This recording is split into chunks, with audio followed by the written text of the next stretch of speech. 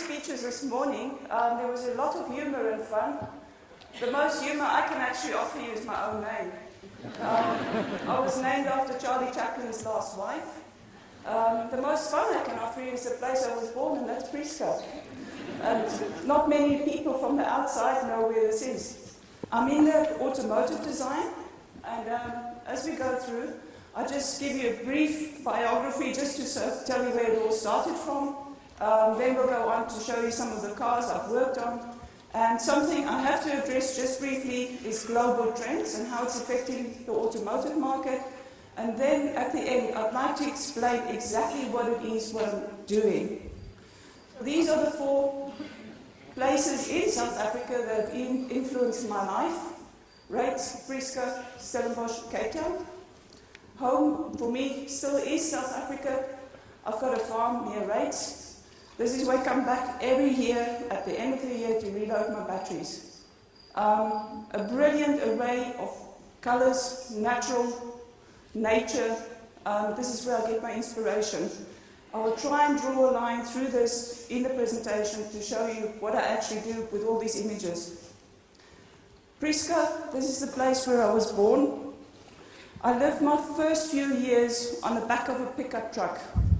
My dad always used to have big Ford pickups, and there was a big spare wheel tied on the back of it. On top of the spare wheel, I used to sit. This was my throne, and I could see the wall at my feet. The wind through my hair was my crown. And up till this day, those are my roots, and I get all my inspiration coming from this area. After Prescott, life moved on. I decided to go to Stellenbosch because in Stellenbosch was one of the few schools where you could actually major in art. At a very, very young age, I decided I wanted to do something in the art line. In Stellenbosch, we used to visit the P.J. Oliver Art Centre, which is located on the Braak, and it's got some of the most beautiful and most inspiring buildings that you can think of. Afternoons were spent on the Braak with a big sketch pad, drawing the buildings, and our lecturer there, Mr. Bredenkamp, was actually the first guy that said to me, listen, you've got to learn to see. You can't just look. And he made us draw crown pines. And up till this day, I can draw it blind in my dreams because I actually did learn to look and not just only to see. After matriculation in Stellenbosch, decided to move on to Cape Town. I studied art at the Cape Technikon. To the lower right of the picture, there's a building of the Cape Technikon, which used to be the Cape Technikon, is now the Cape Town Lodge. I spent 3 years in this building preparing myself for my career. With my diploma under my arm, I set off into the wide world looking for my first job. I applied with the car magazine, South African car magazine, and I was so enthusiastic about getting this job. I was turned down. This was one of the biggest disappointments in my life, but this was the only time I was ever turned down, never again after that.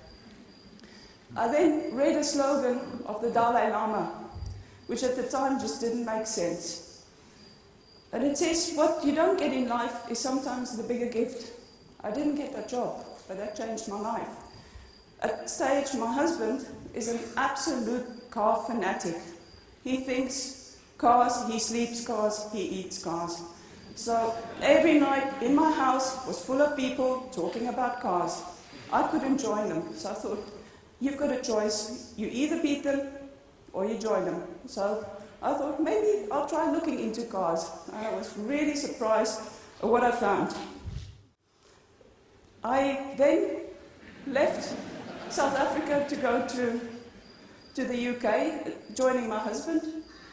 And we spent 2 years in the UK, because Steph, being in the automotive industry, we were actually forced to look at alternatives due to sanctions in the mid-80s. A lot of the big automotive companies actually withdrew. So we had to go and look for alternatives, which we found in the UK. From the UK, we moved over to Germany. We're flying backwards here, where I started freelancing at a company for suppliers for Ford. At this stage, I couldn't get a work permit when I got into Germany. So I started drawing portraits of the children in the school class of my son. And one day one of the dads came home to pick up the kids, and he saw one of my artworks, and he looked at it and he said, "Wow, that's impressive. Hey, do you want a job?" "Oh, I'd love a job, but I don't have a work permit." So, "Don't worry about it, we'll sort it out for you." Come on Monday, so I did. I never asked what I'm supposed to do. This landed up in automotive design. So you can imagine the shock and the horror at first, thinking from portraits to car design, how do I do this one? But I figured it out, I did it, and I'm really happy today. I'll never ever look back after this time. I've been in the automotive industry for 18 years now. From Ford, I moved on to Porsche. Porsche, I moved on to Audi. And then, since the beginning of this year, I've joined headquarters in Wolfsburg, which is not too far from Berlin, and I'm now at Volkswagen Design. I'd like to just talk briefly about this man, Walter de Silva. For me, he's my mentor and the inspiration and one of the best car designers that's around today. Walter was actually the person that called me up from Porsche to join him at Audi, and I've actually followed him up to Volkswagen at the beginning of this year.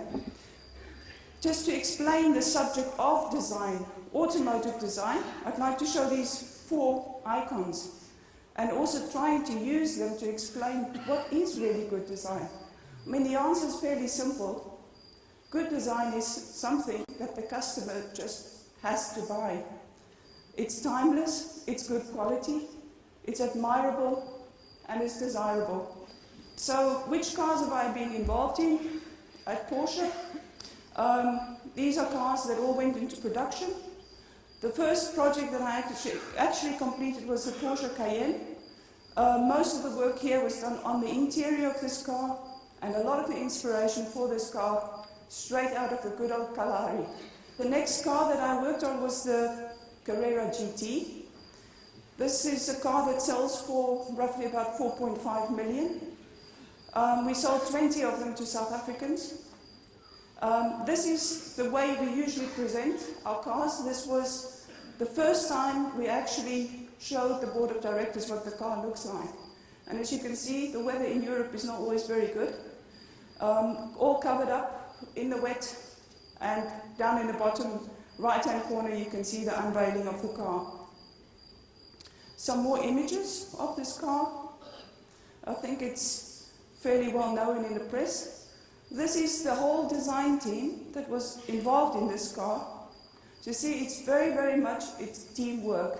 There is no way that any single individual can actually bring a car into production.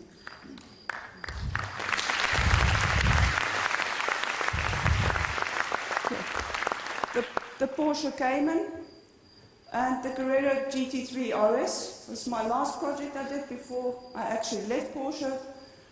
Here I decided to go for a lot of retro colors. The board of directors did not they didn't think it was a very good idea, and it was a hell of a tough fight to get these colors through. They did go in production, and today make a very, very vivid impact. Again here, I was bold, South African, I'm going to go for it. I got the colors through. After Porsche, Walter de Silva actually phoned me up and asked me to join his design team at Audi. So I'll just go through a few of the production cars I've been involved here. The new Audi Tt, the Coupe as well as the Roadster, the R8, which is doing very, very well at the moment. This is incidentally the first car with 100% LED lights in the front as well as in the rear. Some images of the interior of this car, and here I'd like to actually just make a quotation of the design boss, chief designer at Audi. He's actually, his words are, the exterior of a car is love at first sight. The interior of the car is the marriage, the long-term relationship. And this is still where we have today the most potential in automotive design, is to go onto the creative side inside in the interiors of the automotives. Another car that we were very, very proud to launch recently is the new Audi A5 and the S5. This was the car that Walter de Silva said it's the most beautiful car I've ever designed.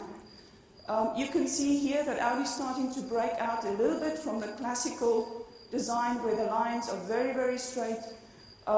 We call it the Coca-Cola line, which you can see appearing on the body side panel, bringing a lot more emotion to the design. There's a picture of Stefan Silaf and myself just after the car had been launched. Here, a picture of the complete design team that worked on the Audi A4, also recently launched. And here you can see the crowd's growing. You definitely need bigger teams. The bigger the teams become, the more difficult it is to communicate. And this is also where I say direct communication is the key to all success. As difficult as it is, if you are one of the team leaders or one of the managers, you have to have direct contact with each and every single designer, making sure that the briefing is understood. Because it gets even more complex.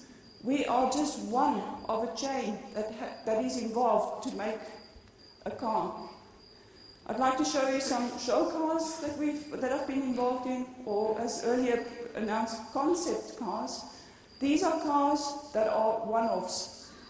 We build them for special automotive shows, we put them on display, and we see what customer reaction is.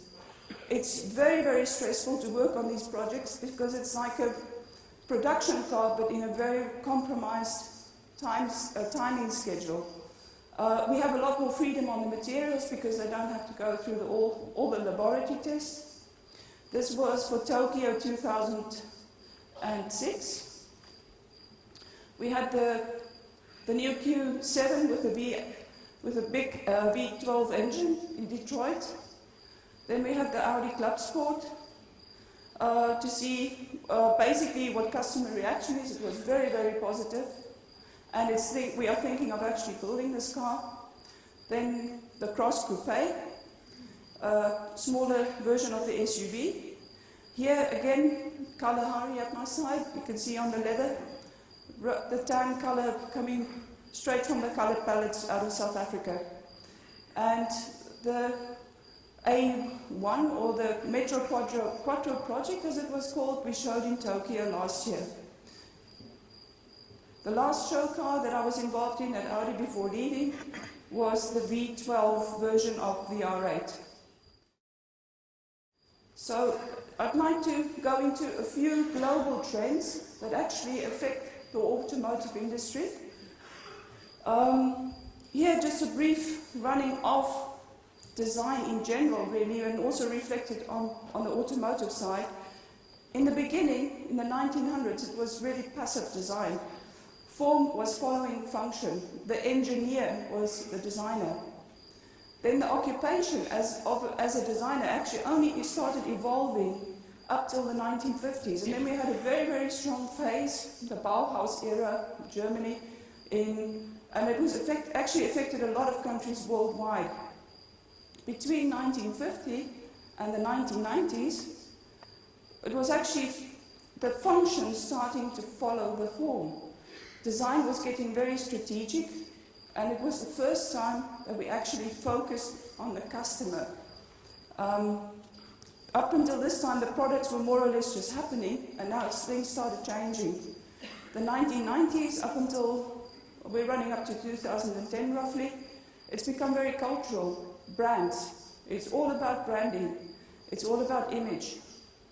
And we are standing in front of a big new decision, a big change. There will be, from 2010 onwards, we are going into the era of what we call responsible design. I've put this in specifically because I call it the iPod decade. It's one of the things that is influencing our lives very, very much. Even the automotive industry. And the pictures at the bottom, this array of colors there, is something, a very, very clear message we get for the automotive industry as well. We have to start thinking about modular design in automotive interiors. The customer wants to be able to also apply what he's used to on his mobile phone or on the iPods. He would like to have in his car as well. This also means rethinking the whole system. Here's some images.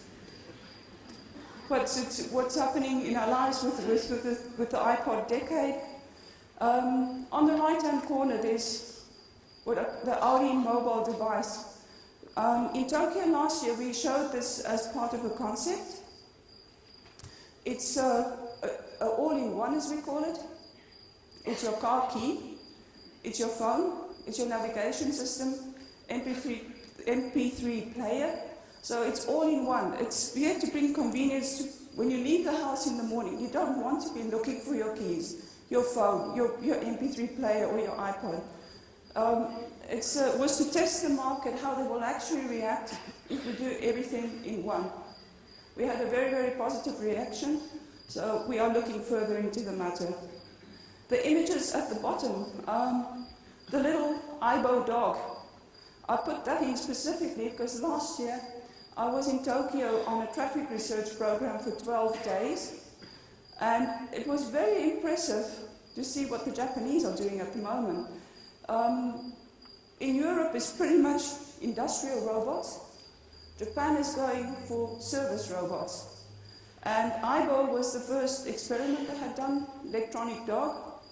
They have now electronic seal it's a therapeutical toy that you can stroke and it communicates with human beings. It's actually sold out at $2,000 a piece. They've got new robots set up that actually are linked to people. So you have a small little computer chip stuck onto your left shoulder, and this is linked with a robot. So he actually knows that you have a problem well before you know it yourself. It was very interesting to see which way the country is developing, but most impressive of all was actually the traffic control center in Tokyo. They have the traffic situation in the city, 23 million people, 100% under control. It was an absolute eye-opener. It made us think in the automotive industry, and it will have an effect on what cars of the future will look like. Another interesting effect that these global trends have on the automotive market is in the interface on the cars. Up till now, we've been turning and pushing. In the future, it will be more a swipe movement. A lot of the functions will become more intuitive. So if you want to open the sunroof of your car, you will make a movement and the roof will open. There's a lot of the old window winders, the turning and push buttons will start disappearing. Actually, I should just go back to that quickly because the picture on the bottom, you can see a conflict of interest there because you've got, it's basically the same as happening in the automotive industry as it happened when the first digital watches came out. Everybody had to have a digital watch. Today, when you look at the most expensive watches, they're back to chronograph. So this conflict is in the automotive industry. Should you go 100% digital? I think a lot of people have been seeing the Toyota Prius that have, but there's also a large segment of the automotive lovers that want to see the rev counter, they want to see the digital, not to see 100% digital in the cars. This is something that is also influencing us, culture. For me, this is one of the areas that's actually got the most potential for specifically the part that I'm responsible in the car. There's a lot, if you start traveling around the world, which I've had the privilege of doing recently, to go to Brazil, go to Mexico. I've just visited our local market here in South Africa. And when you see these countries, you realize there is no way that Europe can satisfy the needs of all these people. And through the materials and the use of colors, you can actually start localizing. At the moment, the whole thing is all about globalization, but you have to find a way to supply the needs of the local markets.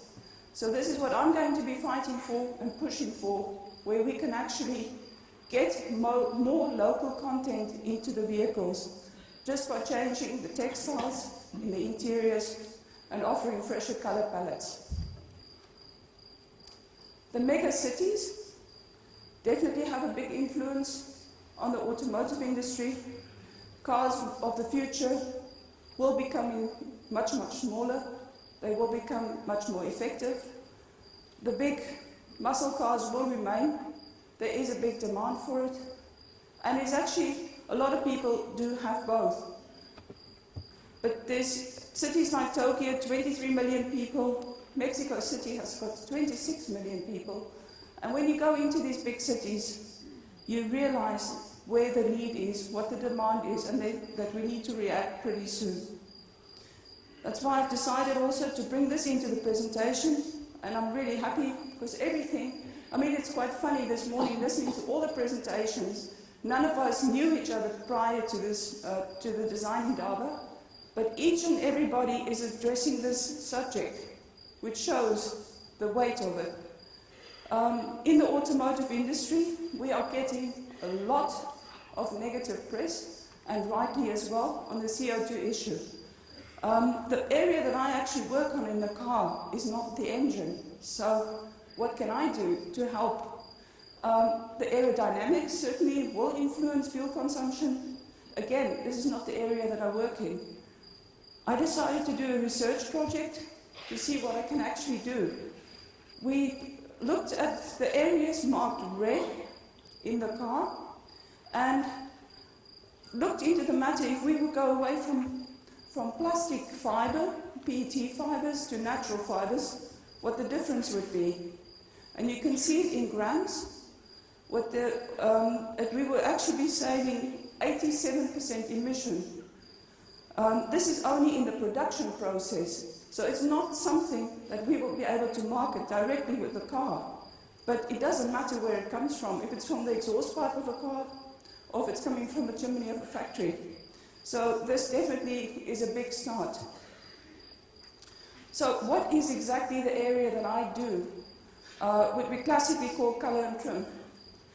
In the process of designing a car, you actually have three main areas. You have the exterior design, you have the interior design, and what we would call the color and trim, the material design. If we, in the color and trim, or the material design, is becoming one of the most important segments in the design process. It's only if we start first that you will get new, fresh ideas and materials into the cars. If the process stays as it is classically, you're always last in the line and you're looking for something to fit the form. So here as well, we are pushing to the front to see what we can do. All the areas of color and trim, basically just to run you through the classical inspiration. We look a lot into architecture. All the top architects, there's always books and inspiration on our tables. Yachts, aeronautics. Another area that we love looking into is furniture design. It's quite nice to see Ron Rutt on the stage here. It's one of my favorite furniture designers. All the classical elements and materials you have inside a car interior is found in the furniture design. It's a play between metal, wood, fibers, leather. It's all there. And then, biggest source of inspiration, nature. And coming from South Africa, it's one of the most beautiful places on the face of the earth, and I find everything that I need here. So how do we actually create new colors for the cars? Because I actually do all the color palettes. Every exterior color you find on a car is done in my department. The classical process is you start what we call a frog. It's just the name for this shape. I don't know why they call it a frog. But they use them so you can actually read a color. You need convex and concave forms so you can see what the highlights of the car is going to do. And I'll run you through a classical process. This is a thunderstorm in the Free State that I used to create a whole new palette of colors that actually went into production on one of the smaller cars. From this, we go on to small domes. You start actually developing the paint with the big paint companies, BASF, DuPont, or PPG. Those are the leaders in the market. And from these small little shapes, you'll actually start going onto bigger forms and eventually onto a car. So this was the end concept. You decide what exterior color you're going to be using with which combination of interior materials. Another example, I couldn't resist, because it's so typical from home. A very, very fresh palette was created out of this area, out of the Namakwaland collection. And a lot of these colors, especially the brown tones, the ochre tones, are at the moment selling very, very well. That was the end result. We actually put on the concept car that went into was on the Los Angeles show last year. Another area that we use a lot of inspiration, or that we have a nice area to play with, is the aluminium. There's always trim strips in a car, and it leaves a lot of openness for new decorative elements. As long as they are very precise, very technical, they actually fit the taste of most people. Carbon fiber, here displayed on the R8, as we call the side blade, going into different variations of carbon fiber. We are starting to mix carbon fiber with aluminium threads. There is so much that you can actually start doing once you start exploring it. Carbon fiber is not only used decorative. In the R8 and the Carrera GT, it was also structural. It's one of the strongest materials you can find, and it's very, very lightweight. Wood, there's hardly any car interior without it. Here, we are starting to mix materials as well, not just using pure wood anymore, a combination of aluminium, especially if you go for open poured natural wood. It's very, very nice to have just a hint of metal with it. It actually supports the concept very, very well. Piano paint, classically coming from the piano. It's actually a 14-layered paint. You paint buff 14 times to get this very depth of field feeling to the paint. Obviously, we couldn't do this in the automotive market because you wouldn't be able to pay it. We've found a new technique that actually simulates this. Leather. No car is complete without leather, especially in the high-end market. This is an area that's also very, very high expertise. Lots of different qualities of leather. We have to have pre-shrink leather to put onto the dashboards. And we actually do what they call the Kalahari test. We have cars standing out in the desert for a full year. And after the year, they still have to look as good as new. So it takes a lot of energy to put into these materials to actually get them safe. And not only the hot tests, we do them in the cold countries as well. They have to go below -40 and also still look the same. This is an area where there's also a lot of potential, that we can have a lot less wastage. At the moment, every single marking on the leather is actually marked as a flaw. It's cut out, and we have a lot of waste. And this is also a process where we need to address, offering the customer with a bit of education to show them actually that it's a natural product, and if people are willing to accept small flaws, we would actually cut down on leather wastage as much as 50%. Some more examples of typical ideas or inspiration where we find some leather. Here on the steering wheel, you usually have perforated leathers. On the seats as well for climatic advantages. Textiles, not to be overseen, especially in the mid-car ranges and the smaller ones. They have to go through very, very tough tests as well. Abrasive tests, UV fastness. A lot of stuff that us designers don't really want to know about, but unfortunately we have to face those problems as well. And then, last but not least, just a short message. This is something I took with me the day I left South Africa, and it's actually brought me where I am.